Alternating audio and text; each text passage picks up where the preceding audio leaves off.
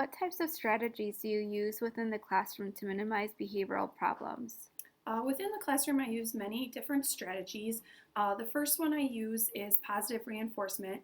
I have found that using positive reinforcement frequently and throughout the day really helps the children stay focused, stay on task, and really feel good about themselves. I also use a website and an app called Class Dojo. This allows each student to have a little monster as their avatar, and they can earn positive points for when they are on task, and they can also earn negative points for when their behavior is unexpected or off task. Jill, my second question for you is during unstructured times, for example, when students are going to the bathroom or walking down the hallways, what do you do to ensure that students follow directions and school-wide expectations?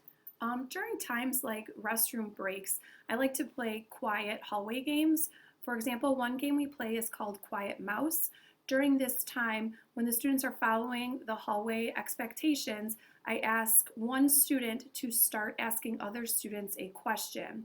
So the student will quietly whisper the question to one other student, and this will continue on. So the students are still interacting. It's just done on a one-to-one level.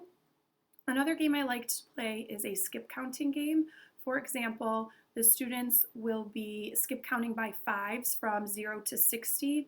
Individually, they'll be able to count by fives if a student says the incorrect number, or if the student says 60, they would be out, and we continue this until there is one person left standing. Thank you. My third question to you is what are some online resources that you use to minimize behavioral problems and enhance the classroom environment? One resource that I use every day is Class Dojo. I like Class Dojo because you're able to give positive and negative points for expected and unexpected behaviors. Parents are also able to connect through their device, and they're able to see how their student is doing throughout the day as well. It's easy for me to communicate with parents. It's also easy for me to communicate with students because they also can see how they're doing on their iPad. Another resource I use is called PBIS World.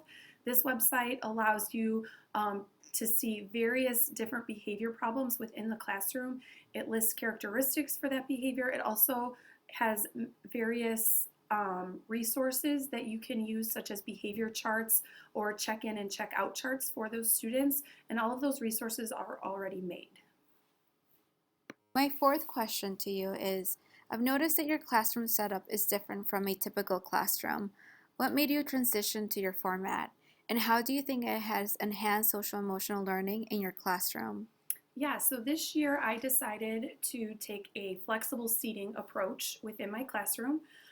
What I realized was that when I'm at home, I don't just sit in a desk and do my lesson plans and do my grading. I'm sitting on the couch, I'm sitting at a comfortable desk chair, and I just felt that it was unrealistic for second graders to sit in a hard desk chair and desk for 7 hours throughout the day. So I got rid of a lot of my desks and I got a lot of different flexible seating options.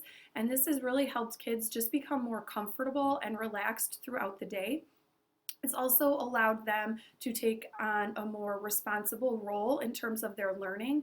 For example, they have to be conscious and aware of where they're sitting and who they're sitting around throughout the day because they still want to do their best work.